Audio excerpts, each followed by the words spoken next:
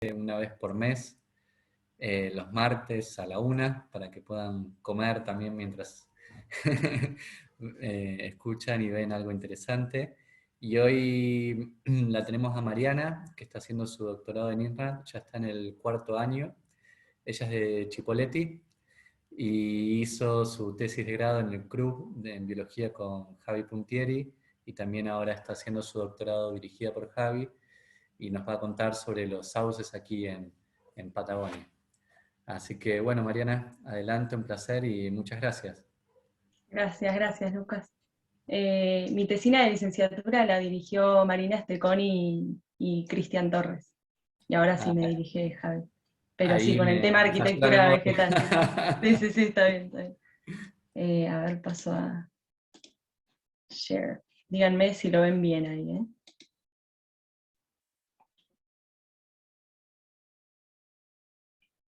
Espero lo que. Sí, se ve bárbaro. Perfecto, gracias. Bueno, gracias por la presentación, gracias a todos y a todas por estar acá. El título de mi seminario es Sauce criollo en el sur de su distribución. Quería hacer la aclaración de que no voy a meterme a fondo en los temas de la tesis para esta ocasión, en los resultados concretos de la tesis, porque bueno, nunca había participado de estos seminarios, entonces me pareció mejor dar primero un contexto, contar cuál es el sauce criollo, qué es lo que está pasando acá en el sur, un poco que se entienda la importancia de su estudio, y después si el año que viene se repiten estos ciclos, ahí sí me meto a fondo con los resultados de la tesis. Igual obviamente les voy a mostrar algunos resultados, pero el tema del seminario no se va a centrar en eso. Bueno, la tesis está dirigida por Javier Puntieri y codirigida por Leonardo Gallo, y trata de la arquitectura vegetal del sauce criollo. Entonces, para empezar, les voy a mostrar cuál es el sauce criollo, por si alguno no lo conoce, porque yo no lo conocía antes de empezar, de hecho. Es este árbol que, como pueden ver, puede tener varios fustes, pero en general tiene un eje principal bastante definido, ramas principales también bien marcadas. Es bastante diferente a la idea que tenemos de los sauces, que son unos arbustos, ¿no? Como es diferente a ese concepto. Pero algo que distingue al sauce criollo a campo es esta hoja lineal, esta hoja finita, que es bien diferente a las hojas lanceoladas de los sauces exóticos, ¿no? Entonces, si encuentran acá un sauce con esta hoja finita, muy probablemente sea un sauce criollo, o un híbrido, ahí ya no los puedo ayudar. Salix humboldtiana es el nombre del sauce criollo, es el único sauce nativo de Sudamérica. Como pueden ver, casi todos los sauces son del hemisferio norte. Tenemos el mimbre, el plateado, el llorón, todos son nativos del hemisferio norte, excepto dos, que son Salix humboldtiana y Mucronata, que es de Sudáfrica. Y Salix humboldtiana es especial por esto y por tener una distribución súper amplia que va desde México hasta el río Chubut. También está naturalizado en Australia, en Tasmania, donde no es una especie invasora todavía, pero ya le están prestando atención porque está naturalizado. Y bueno, esta distribución tan amplia del sauce criollo, que imagínense tiene que pasar por el Ecuador, o sea, tiene una distribución prácticamente tropical, eso es raro dentro de los sauces, con fotoperíodos diferentes, con climas tropicales templados. Todo esto impacta en la forma de crecimiento, en el tipo de crecimiento que tiene el sauce criollo en un lugar o en el otro, y en cuestiones básicas de morfología, como por ejemplo en Manaus, en Brasil, que la estacionalidad es nula prácticamente, o bueno, la estacionalidad térmica, digamos, hay estacionalidad hídrica.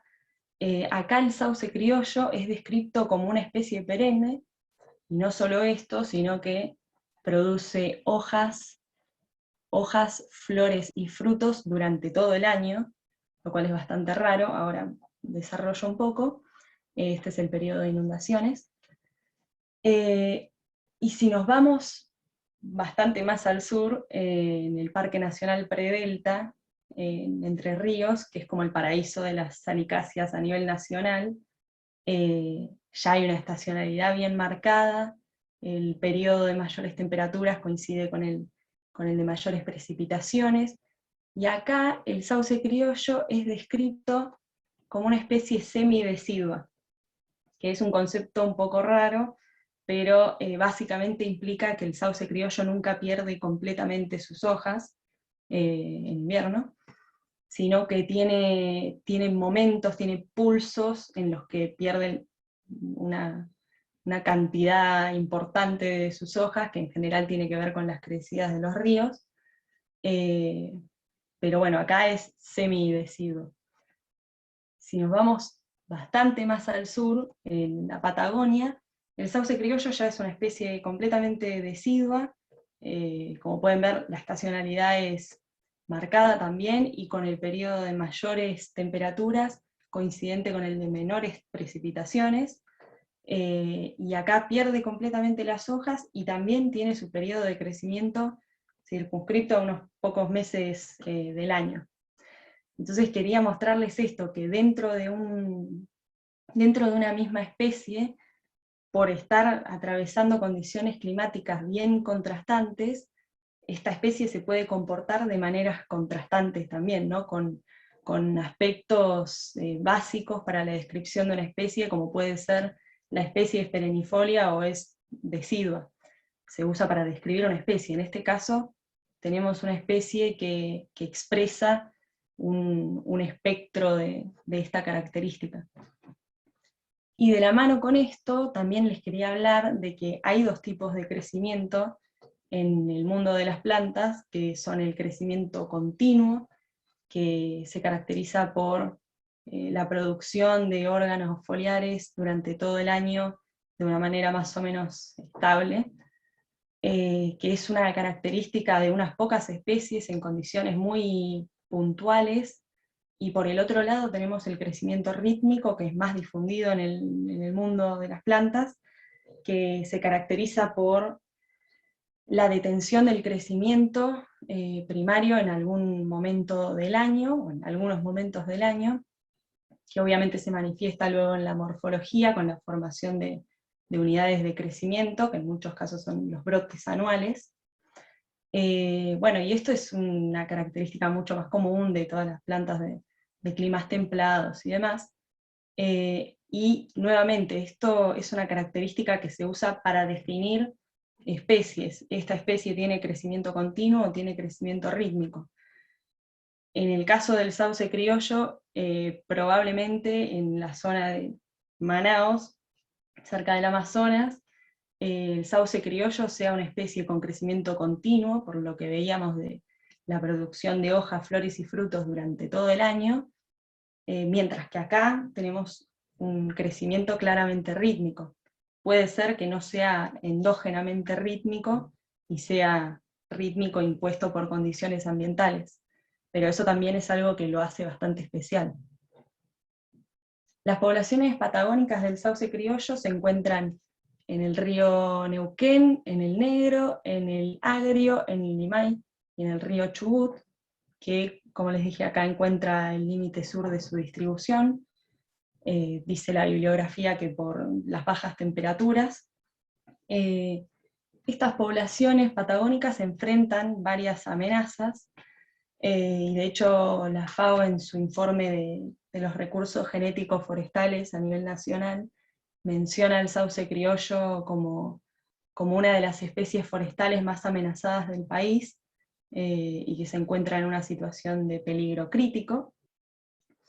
Y una de las amenazas que encuentra el sauce criollo acá en la Patagonia se da por la modificación de su hábitat, por la construcción de una enorme cantidad de diques que tienen nuestros ríos, que impactan no solamente por una cuestión lógica, digamos, de las inundaciones por los embalses, o la cantidad de sauces criollos que habrán quedado bajo el agua después de la construcción del dique Ameguino, por ejemplo, sino porque también vienen a modificar una dinámica de disturbios a la que el sauce criollo está adaptado, y una tasa de sedimentación del río que eso después impacta en la formación de bancos de arena que necesita el sauce criollo para regenerar, por ejemplo.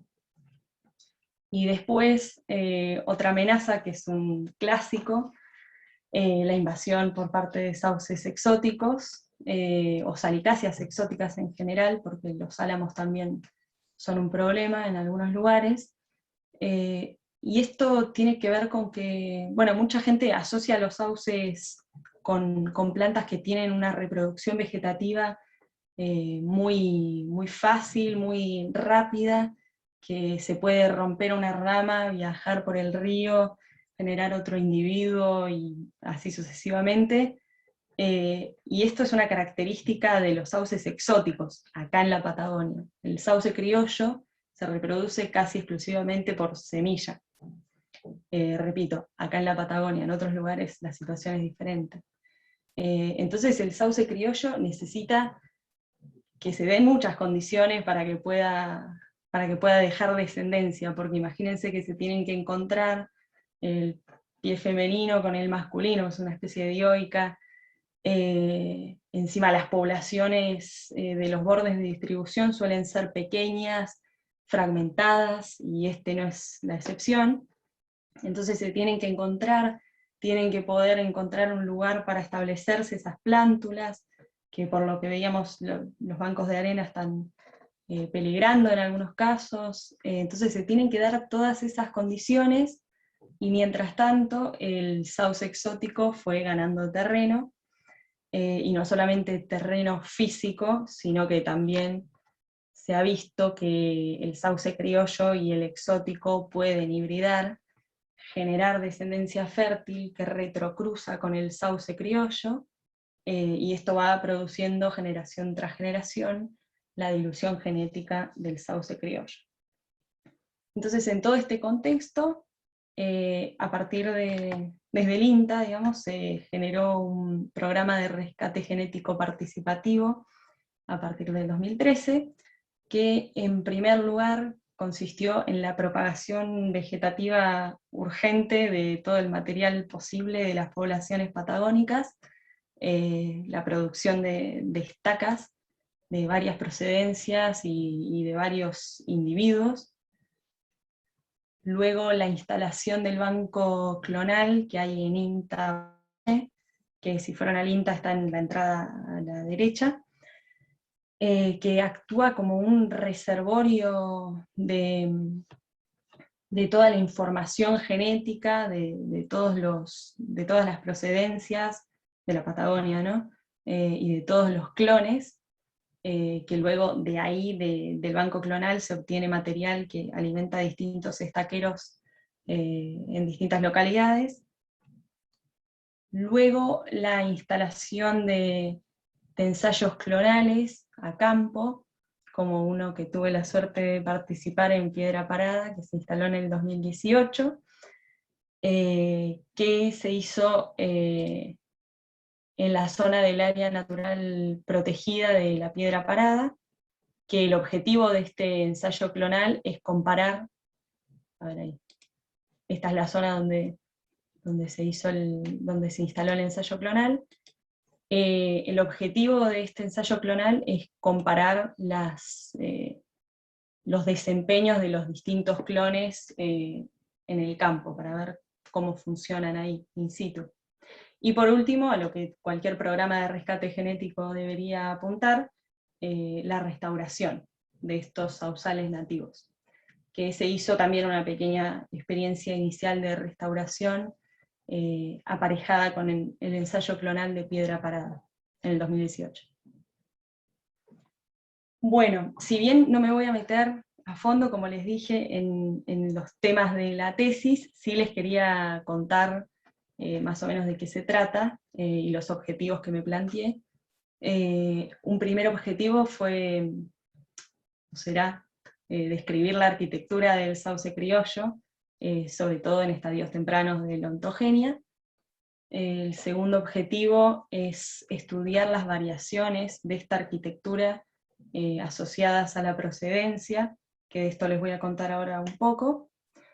Un tercer objetivo es estudiar las variaciones de esta arquitectura entre especies, entre el sauce criollo y el sauce porfragilis, Salix porfragilis, variedad fragilis, que es el sauce exótico predominante acá en la Patagonia.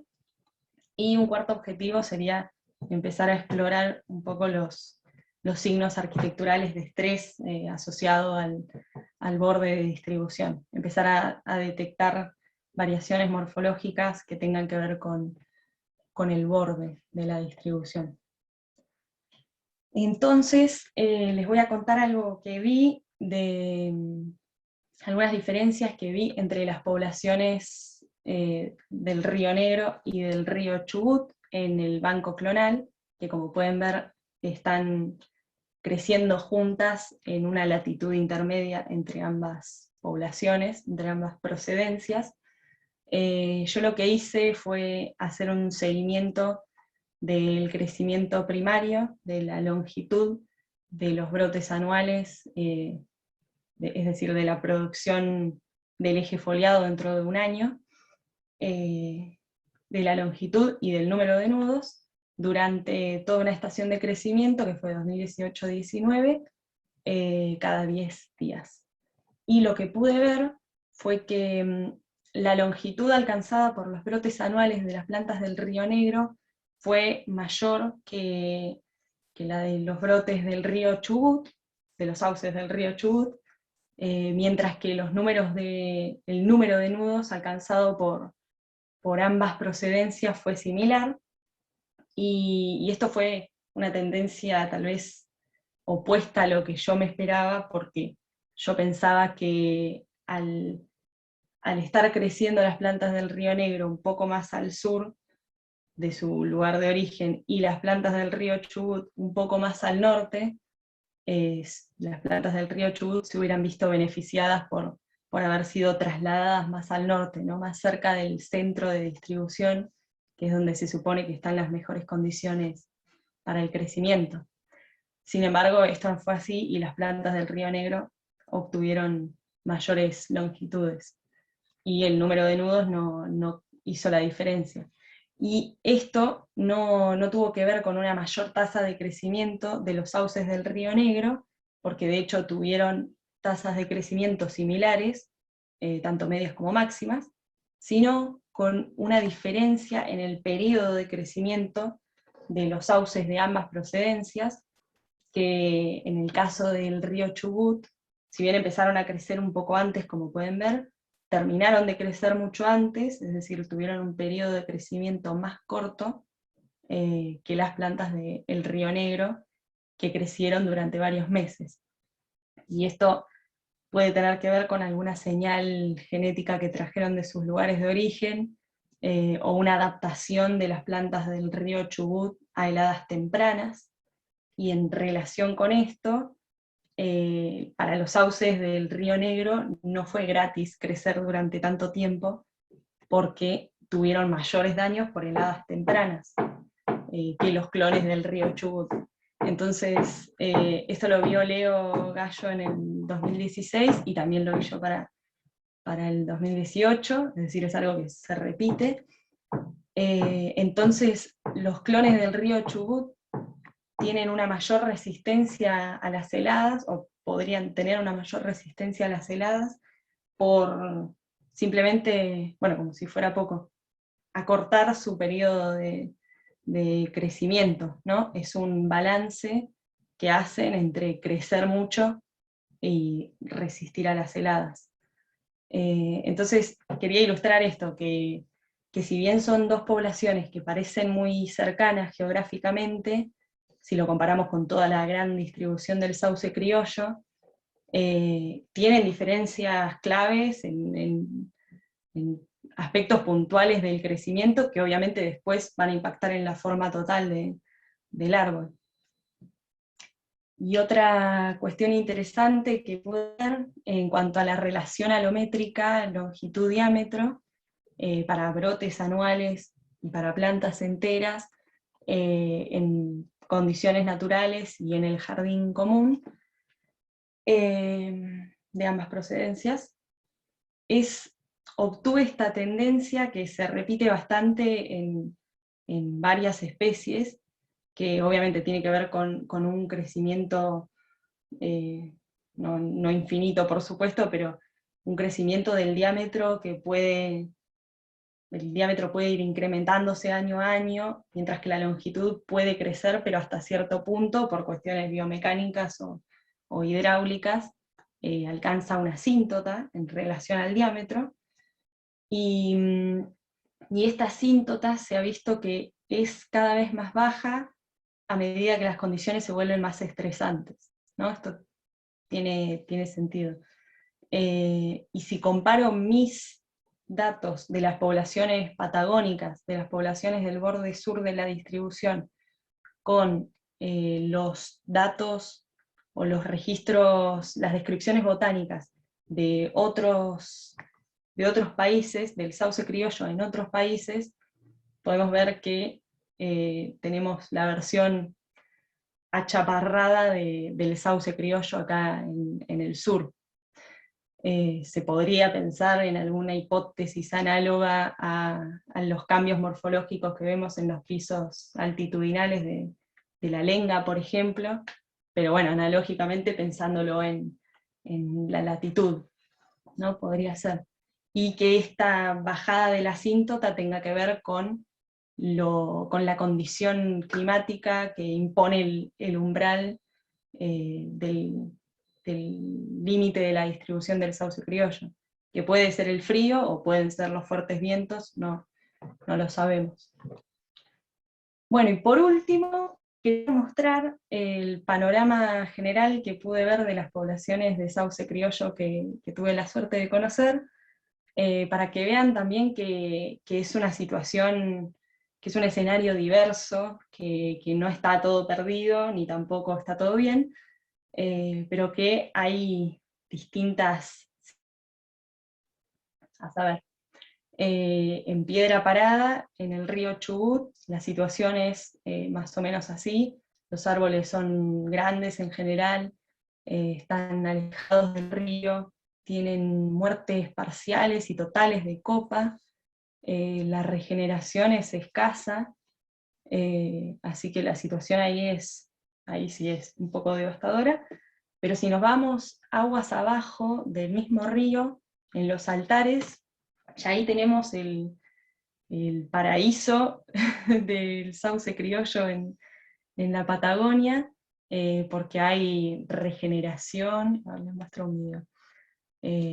Hay regeneración, hay todos los estadios,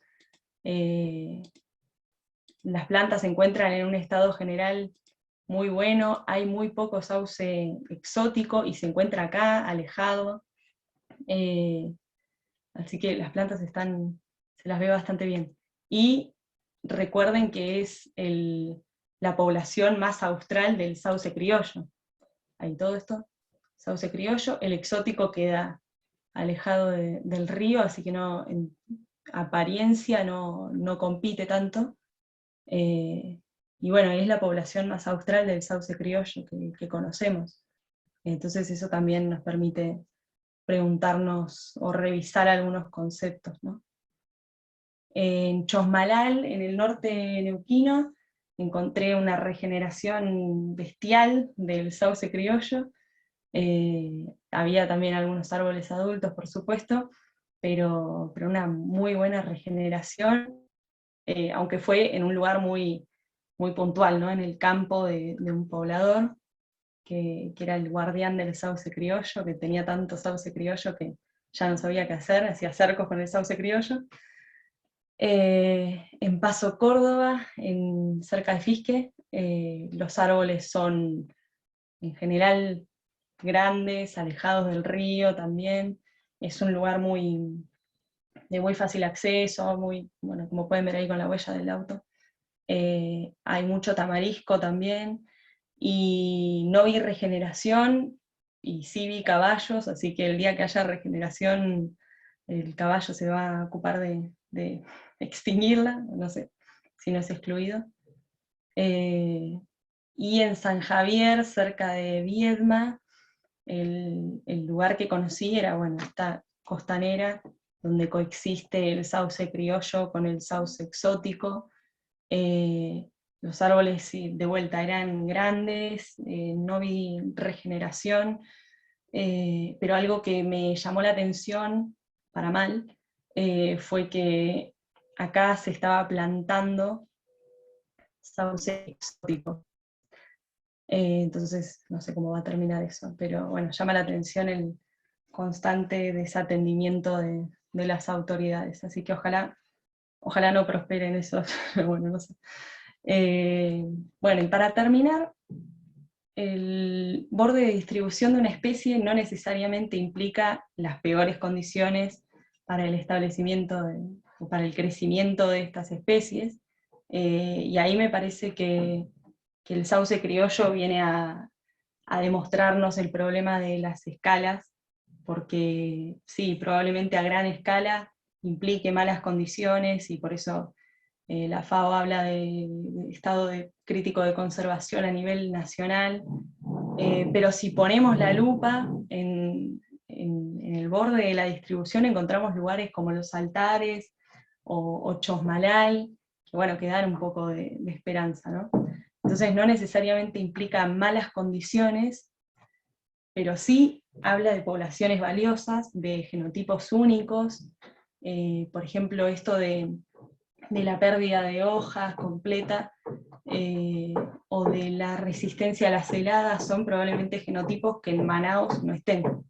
Entonces también nos habla de que los bordes de distribución pueden ser lugares donde hay que poner el ojo para la conservación, ¿no?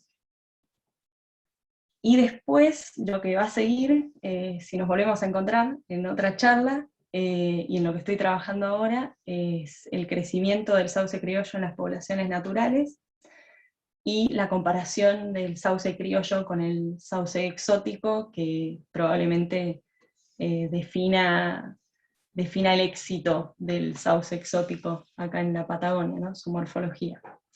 Así que gracias por escucharme.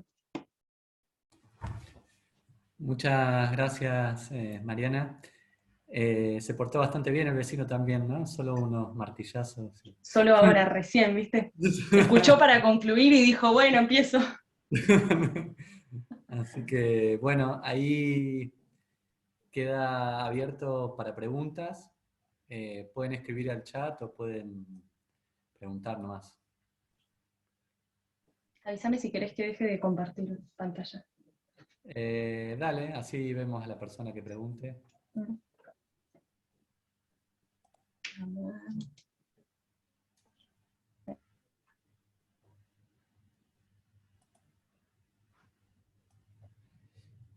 Mientras se animan, ¿qué usos se le da a este sauce en la zona? Es decir, ¿es bastante utilizado como leña o las... Sí, ¿qué?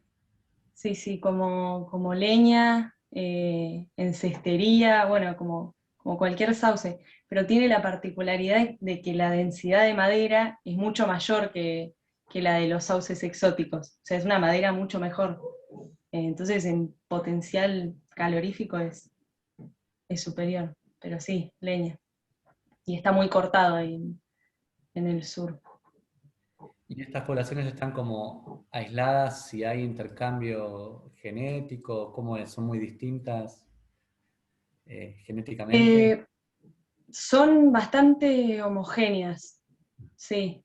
De hecho, se ve un gradiente de diversidad genética desde el delta hacia el sur, y va disminuyendo la diversidad genética. Pero sí, las poblaciones están bastante aisladas. Claro, eso es raro, deberían ser bien diferentes. Ay, gracias, Marina. Eh, o sea que cuanto más al sur, digamos, genéticamente son más homogéneas y la Sí, diversidad genética está en torno al delta, decías vos, la mayor diversidad. claro, sí, sí. Sí, son más diversos ahí. las poblaciones. Pero también el caso severo de hibridación con los sauces exóticos se ve ahí en el delta, sobre todo los que están, porque está lleno de plantaciones de sauces exóticos ahí el delta, entonces está ese problema también.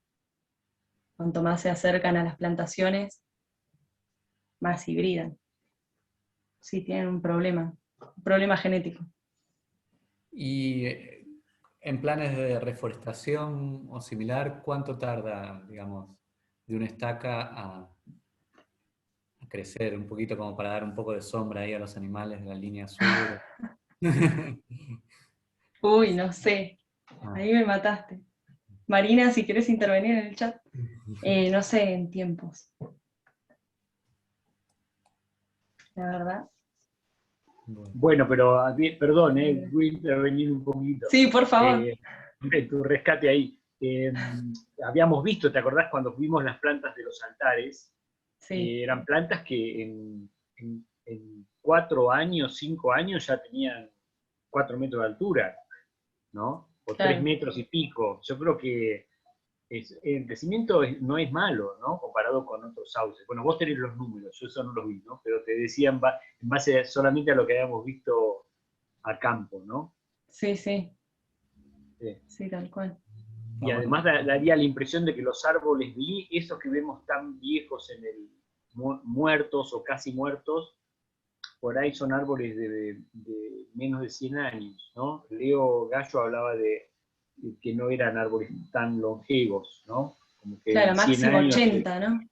algo así, ¿no? Sí. Sí, sí. Ahí Marta pregunta si está medido el consumo de agua. Yo no lo medí al consumo de agua. La verdad no sé. Supongo que tiene un gran consumo de agua, sobre todo al principio, porque obvio es una especie riparia, pero yo la verdad no lo tengo medido. Estando en la posibilidad de generar plantaciones, nada, a lo mejor tenían un rango de tantos litros por día, como también hay para otras especies que se usan en plantaciones forestales, a lo mejor había un rango así, medio, aunque no sea demasiado preciso, para que uno se pudiera imaginar en qué condiciones se podría llegar a pensar en una plantación. Nada más que por eso era la consulta, ¿no? Claro, sí, Es de imaginarse que sea alto, eso seguro. sí, sí, sí. Sí, más al principio. Tienen grandes demandas. Pero no, exactamente no lo sé. Bueno, ahí hay un trabajo más para hacer. Sí, No sé si vos, pero... si me sobra el tiempo. Sí, sí. ¿Puedo hacer una pregunta? Sí, Adelante. Hola, ¿qué tal? Gracias, Mariana, Gracias. por el seminario. Muy interesante. Mira, yo estoy estudiando el impacto de la invasión del sauce exótico acá. Así que también, cuando empecé a ver lo del sauce criollo, hablé con Leo también, bueno. Tenía dos preguntas a raíz de lo que dijo Javier. Si el sauce nativo, este criollo, tiene poder de rebrote, si se lo corta, como se observa en el exótico. Y la otra es, cuando vimos fotos, por ejemplo, vos mostraste fotos del criollo y estaba cerca el exótico, ¿cómo sabés que no está hibridizado o no es un híbrido? O en el campo, digamos, ¿cómo puedo estar segura que es criollo puro o no es un híbrido? Si morfológicamente es posible distinguir uno puro de un híbrido. Claro. La primera era la de la propagación vegetativa, ¿no? Sí. Bueno, depende. Acá en la Patagonia no, le cuesta bastante. Acá se reproduce casi exclusivamente por semilla. En Australia, donde está naturalizado, ahí sí, se reproduce vegetativamente como cualquier sauce, porque es un único clon masculino el que está allá, entonces no le queda otra. Pero acá no.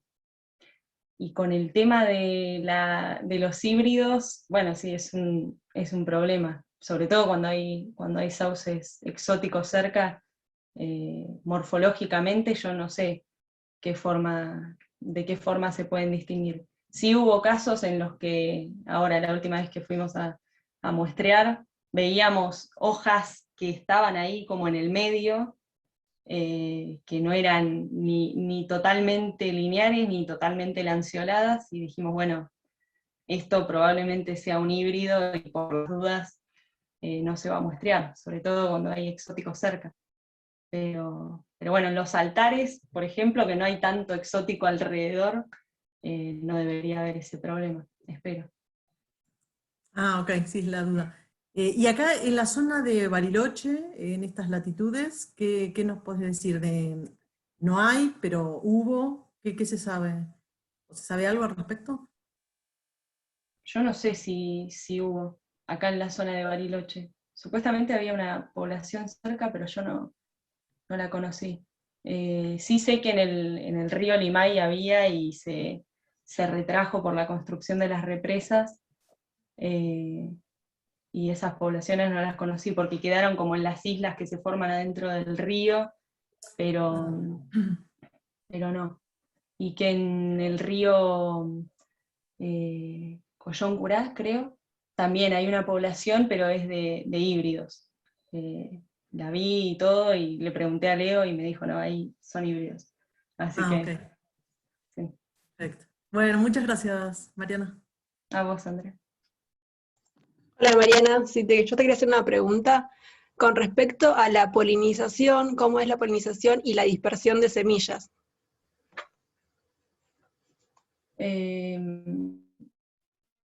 La estación es anemófila. Sí, es anemófila. Y la dispersión de las semillas, bueno, vuelan con el viento y viajan por el río. Caen directamente en el río y ahí se establecen, unos pocos días después, se establecen las plántulas. Tienen esa semilla, viste, lanosa, que es como una pelusa, parecida a la de Sí. los álamos también. Sí. Sí. Bueno, gracias. Vamos. Acá hay una Sobre pregunta. sí.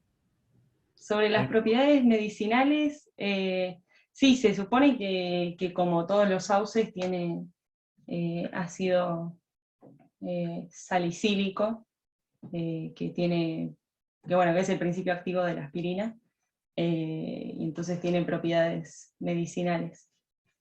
Sí, sí. Y se usa, en México se usa más que acá, el sauce criollo.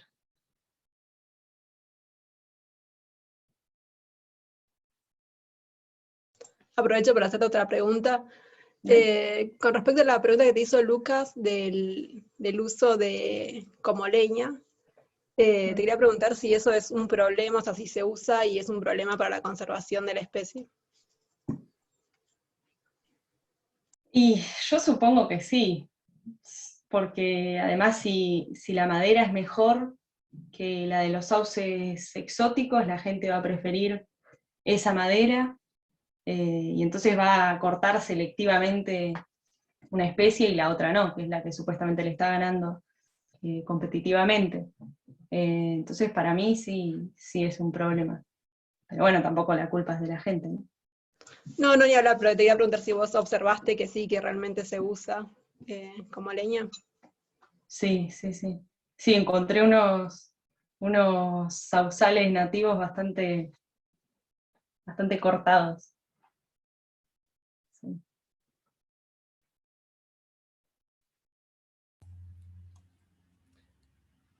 Bueno, si no hay más preguntas, muchas gracias, Mariana. Gracias a vos. Y bueno, gracias a todas y todos por asistir y nos vemos en un mes. Bueno, gran abrazo. Chao. Bueno, Chao. gracias a ustedes. Gracias.